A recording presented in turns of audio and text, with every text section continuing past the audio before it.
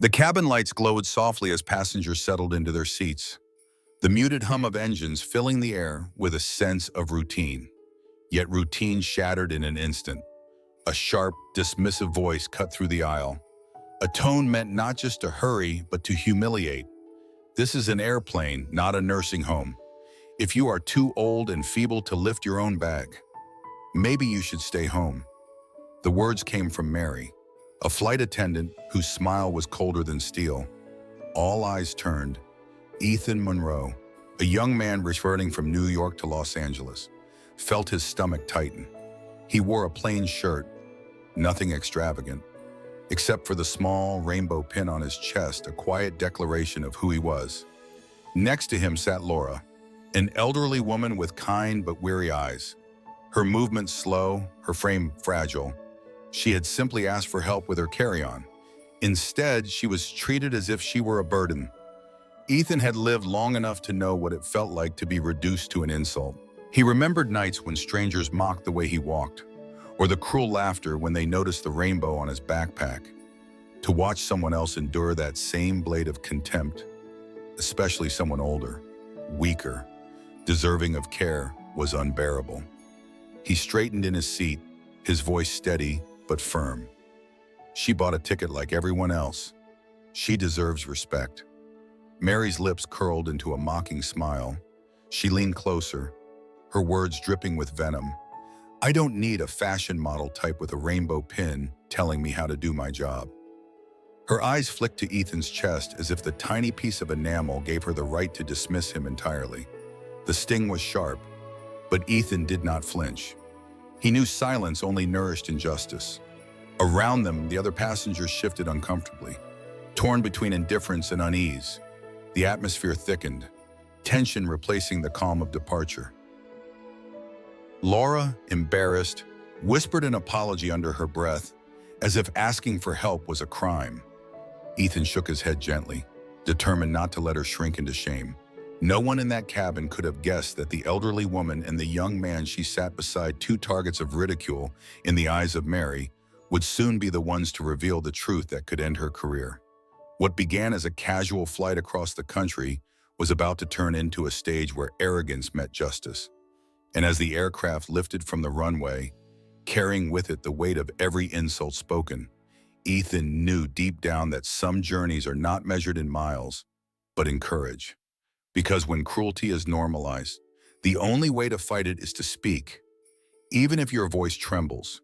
If you believe every person deserves dignity, whether young, old, or living true to who they are, then stay with us.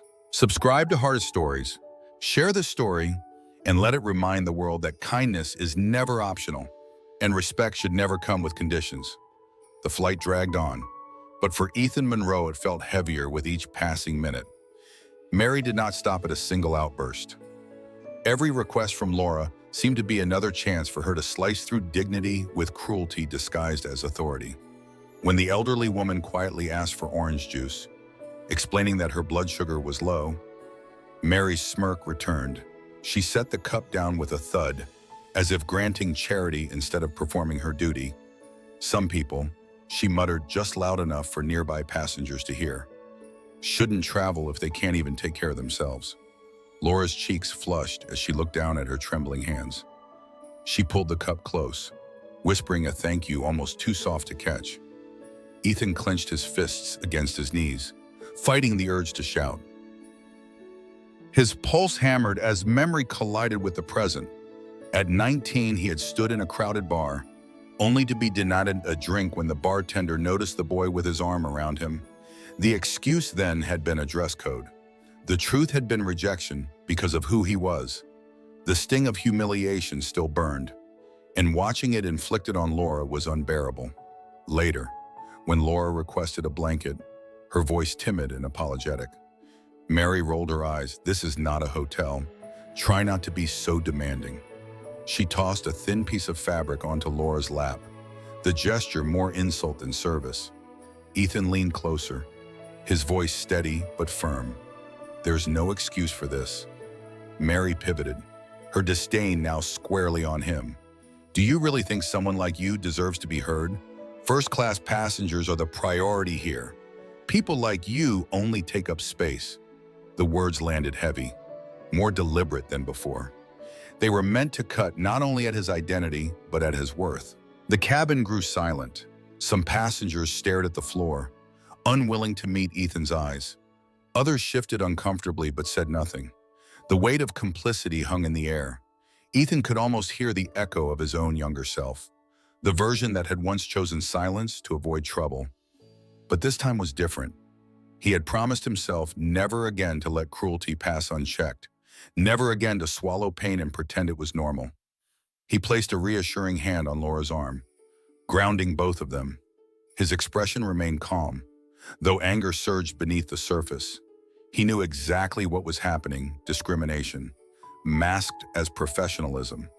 He also knew how dangerous it was to normalize such behavior. To allow it to continue unchallenged would be to teach every witness that humiliation was acceptable as long as it came with a smile and a uniform. The plane carried on, the hum of engines steady, but inside the cabin the atmosphere was fractured. Ethan could feel the eyes on him, some sympathetic, some indifferent, a few judgmental. Yet he did not regret speaking. He had learned through scars that silence never protects the vulnerable, it only shields the oppressor. As Laura closed her eyes, perhaps pretending to rest, Ethan looked out the window at the endless stretch of clouds. The world down below seemed peaceful, but up here, 30,000 feet above the ground, a different truth played out. Prejudice does not vanish with age, wealth, or distance. It finds ways to disguise itself, to slip into everyday moments until people start believing it belongs there. And that was the lesson carved into Ethan's heart as he sat in that narrow seat. Respect is not a privilege given only to those deemed important enough. It is a right that belongs to every soul who shares this world. The true test of character is not how we treat the powerful, but how we treat those who cannot fight back. The hours in the air passed with a heaviness that could not be ignored. The passengers longed for the descent, a return to the comfort of solid ground and the relief of escape from Mary's constant disdain. Ethan Monroe sat rigid, his hands steady on the armrest, his jaw tight with unspoken resolve. Beside him, Laura Ramirez closed her eyes, her frail frame pressed against the seat as if shielding herself from the storm of humiliation. But storms always pass, and sometimes their aftermath reveals more than anyone expected. As the plane dipped and the captain's voice announced the approach into Los Angeles, the cabin stirred with the rustle of seatbelts and shifting luggage. Yet when the wheels touched down and the aircraft slowed on the tarmac, a different tension rippled through the aisle. The cabin door opened, and to everyone's surprise, not just ground staff, but also the captain and a senior manager from the airline stepped on board. Their presence alone sent a murmur through the passengers, but the direction of their steps silenced the cabin. They moved past Mary and the other attendants, stopping in front of Laura Ramirez. The manager's voice carried a weight that hushed every sound. "Ladies and gentlemen, allow me to introduce someone extraordinary. This is not just another traveler. This is Laura Ramirez, one of the founding investors of this airline and the current chairwoman of our board." The reaction was instant. Passengers turned wide-eyed toward the woman who had been insulted as if she were a nuisance, reduced to nothing more than an inconvenience. Mary's face drained of color, her lips parting in disbelief. All her mocking words now hung in the air like chains, impossible to take back. The authority she wielded moments ago shriveled into silence under the reality of who she had scorned. Ethan exhaled, a quiet breath of relief mingled with vindication. He had known something deeper was at work, though he never imagined this frail woman carried so much history, so much power. In that moment, the imbalance of the entire flight reversed itself. It was not Laura who should have been ashamed, but Mary, whose treatment of others revealed the fragility of her own character. The cabin erupted in whispers, passengers piecing together what they had witnessed. Some looked at Laura with admiration, others at Mary with thinly veiled disgust. And for Ethan, it was proof of something he had carried for years, that dignity does not depend on status, wealth, or appearance. Laura had endured her humiliation with quiet strength, But now the truth illuminated the injustice so clearly that no one could deny it. Mary stood frozen, her earlier confidence shattered. She had spent the flight mocking both an elderly woman and a young gay man, not realizing that both of them embodied resilience in ways she could never measure. In her blindness, she failed to see that worth is not written on clothing, not determined of age, and not erased by identity. It is revealed in how one lives and how one treats others. As the passengers prepared to leave the aircraft, Ethan's gaze lingered on Mary. He did not feel triumph, only the quiet reminder that truth always surfaces, often when it is least expected. For Laura, the exposure of her role was not about power, but about perspective. To the world, she might be the chairwoman, a woman who helped shape an airline, but in that cabin, she was simply a passenger who deserved kindness and was denied it. The lesson pressed itself into the moment with clarity. Prejudice thrives in assumptions that someone older is weak and irrelevant, that someone wearing a rainbow pin is less deserving of respect, that authority grants permission to belittle. Yet truth unravels those illusions. It shows that worth is not given by another's judgment. It is inherent, and when that truth is revealed, the shallow armor of cruelty collapses. The plane remained still at the gate, but the atmosphere inside was electric. Laura Ramirez, who had sat silently through hours of contempt, now rose from her seat with the quiet poise of someone who had spent a lifetime commanding both machines and people. Her expression softened toward the passengers. Yet when her eyes turned to Mary, the warmth vanished. "I once spent decades in these skies," Laura said, her voice carrying a steady authority that silenced the whispers. "I logged more than 40,000 hours as a commercial pilot. I know the exhaustion, the sacrifice, the invisible weight carried by every flight attendant. But what I cannot accept, what this airline cannot accept, is the deliberate choice to degrade those you are meant to serve. You did not know who I was, but that does not matter. What matters is that you failed as a human being." The words did not need to be shouted. They landed with precision, each one a verdict. Mary's shoulders slumped, her eyes darting to the ground as if searching for an escape that no longer existed. For a brief moment, Ethan Monroe believed the confrontation was complete, that justice had been spoken clearly enough to stand on its own. But prejudice rarely retreats quietly. Mary suddenly snapped her gaze toward Ethan, her voice sharp and frantic. "He should not even be here. Look at him, his cheap clothes, his ridiculous rainbow pin. Do you really think that bag he's carrying belongs to him? I'm certain it's stolen.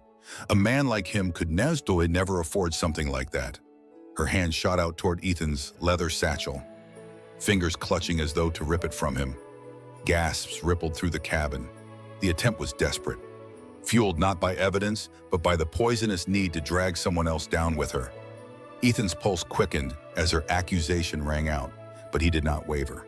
With deliberate calm, he unzipped the satchel and displayed its contents for all to see.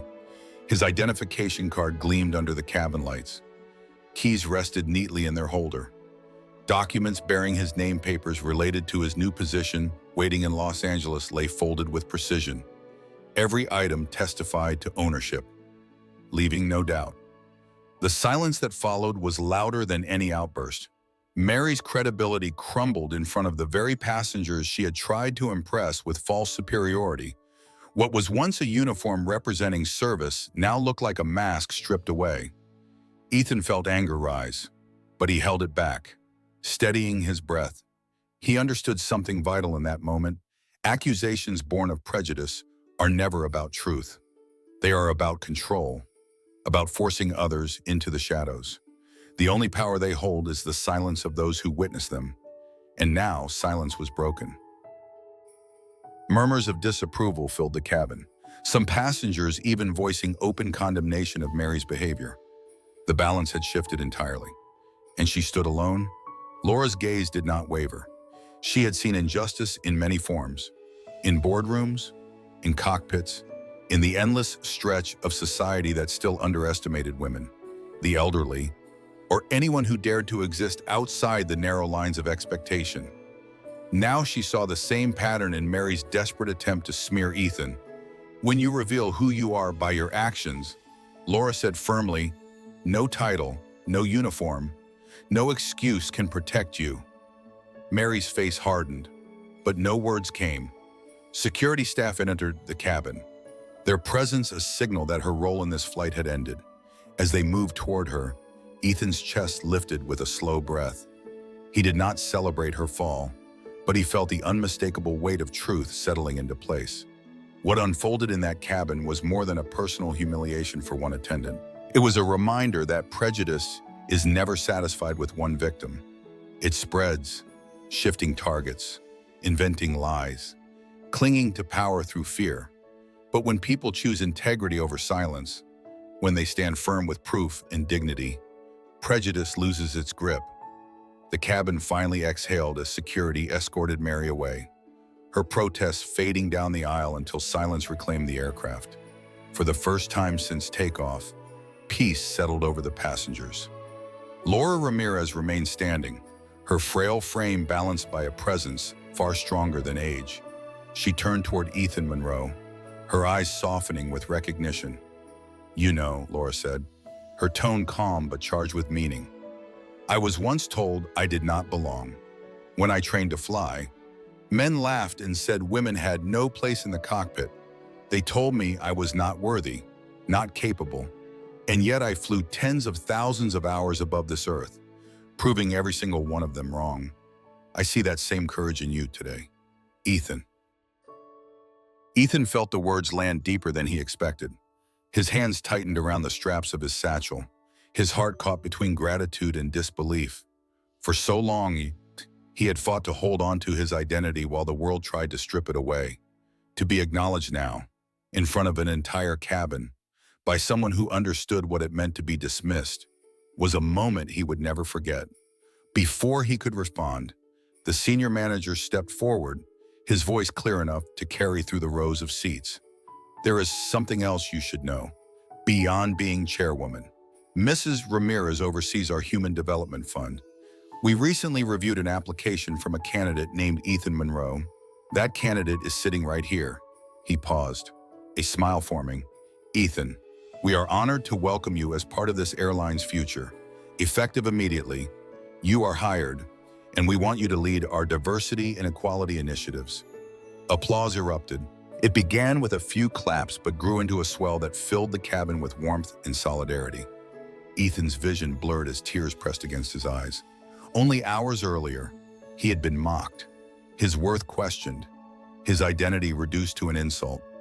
Now, those same passengers celebrated him. Recognizing not just his presence but his purpose, Laura placed a gentle hand on his shoulder. "Use this chance, Ethan, not for yourself alone, but for every person who has been silenced, for everyone told they are less than who they are." Ethan nodded, overwhelmed but steady. In that instant, he realized the true victor was not Mary's removal, nor even his unexpected hiring. It was the lesson laid bare for all to see that respect must never be conditional. Dignity belongs to everyone, not because of age, wealth, or appearance, but because humanity itself demands it. As passengers began to disembark, Ethan remained seated for a moment, letting the reality sink in. He thought of the years he had endured rejection, of the times he had been invisible, of the moments he wondered if speaking up mattered at all. Today proved that it did. Today proved that one voice, when joined with another, could shift the balance of an entire room, or even an entire system. The world outside the aircraft sparkled with the lights of Los Angeles. For Ethan, it was not just a city welcoming him home. It was the beginning of a new chapter where he would use his voice to ensure others never had to endure the silence he once knew too well. And for those who watched the story unfold in that cabin, the memory would remain the gay man in a plain shirt with a rainbow pin, and the elderly woman dismissed as irrelevant, stood taller than prejudice, and proved that truth always finds its way to the surface. So let me ask you, if you were sitting in that cabin, would you have spoken up? Or would you have stayed silent? Tell us in the comments. And if you believe that every person deserves respect, no matter their age, their identity, or their story, then hit like, subscribe to Heart Stories, and share this video so the message of dignity spreads far beyond these walls. Because respect should never be optional, and courage, when chosen, can change the world.